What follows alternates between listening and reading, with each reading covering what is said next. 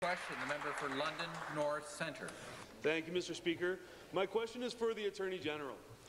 Lesbian and gay Canadians are twice as likely to experience violence when compared to heterosexual Canadians. That number jumps to 4 times for bisexual Canadians and is even higher for trans and two-spirited community members. That's why the LGBT community eagerly welcomed Canada's first LGBTQ community legal clinic set to open this fall. But under this new government, funding for the eGale clinic is no longer there. Will the Attorney General let our community know if the clinic is going to be more collateral damage as a result of this government's cuts?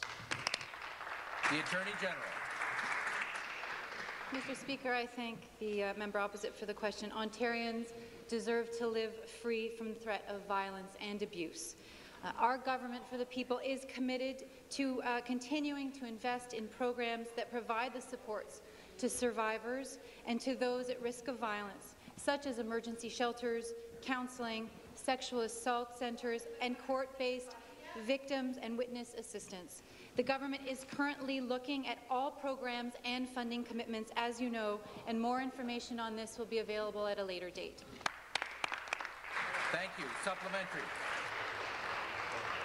Thank you, Mr. Speaker. Back to the Attorney General. Last week, the Toronto Star asked the Attorney General's office if this clinic will receive the funding that was promised.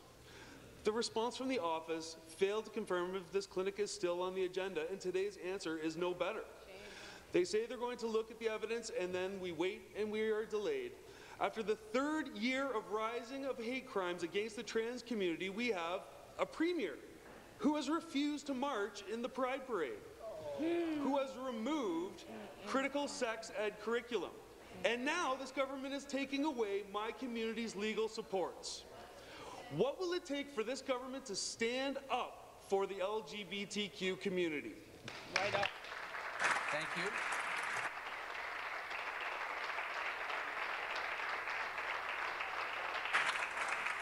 Response, Minister. Well, Mr. Speaker, I reject the premise of the question.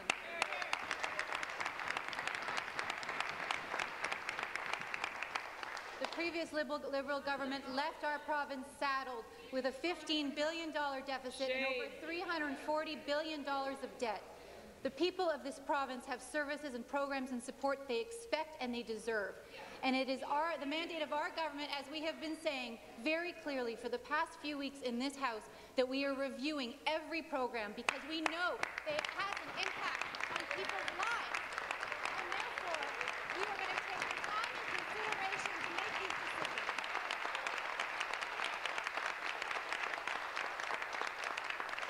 So as I said to the member opposite, we are reviewing the programs and we will report back in due time. Thank you.